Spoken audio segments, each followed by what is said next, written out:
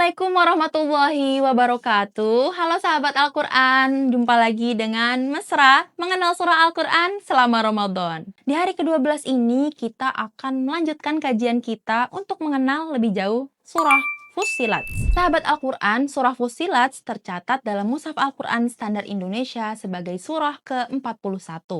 Surah ini memiliki 54 ayat dan masuk dalam kelompok surah Makkiyah.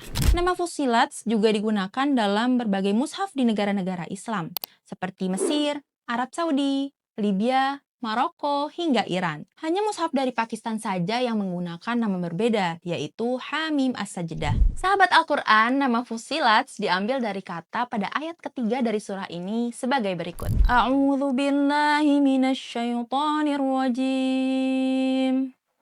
Kitabun fussilat ayatuhu Qur'anan Arabiyyan liqaumin ya'lamun. Yang artinya, kitab yang ayat-ayatnya dijelaskan sebagai bacaan dalam bahasa Arab untuk kaum yang mengetahui. Nah, sahabat Al-Quran, menariknya kata Fussilat merupakan salah satu dari dua nama surah yang berasal dari kata kerja selain abasa.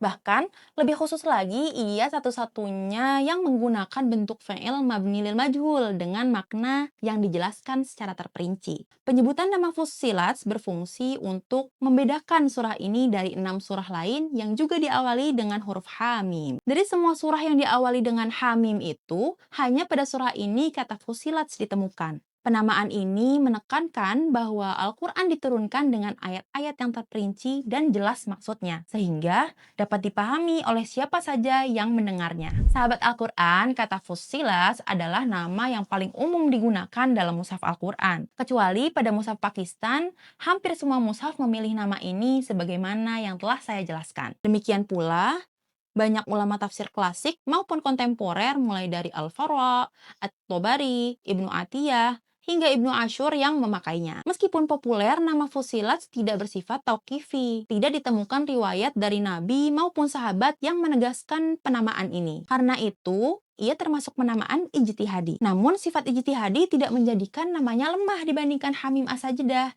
yang masyhur pada masa sahabat. Penamaan Fussilat justru dinilai lebih jelas sebagai pembeda sehingga memudahkan identifikasi.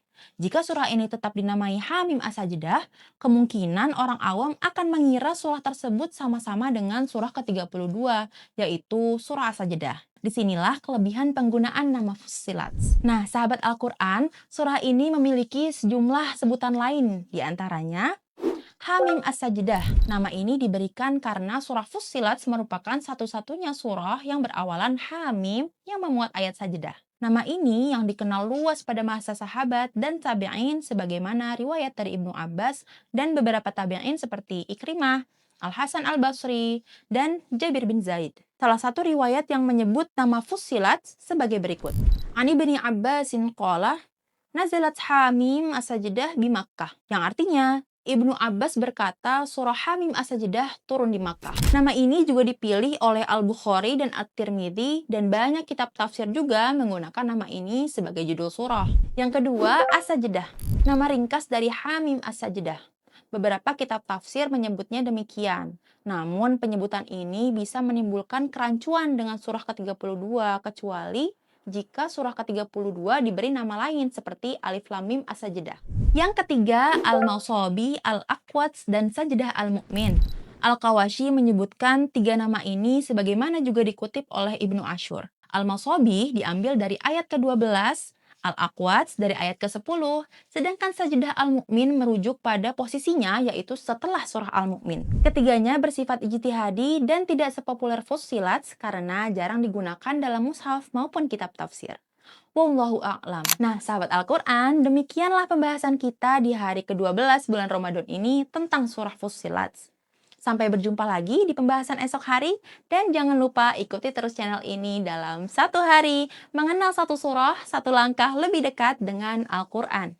Wassalamualaikum warahmatullahi wabarakatuh.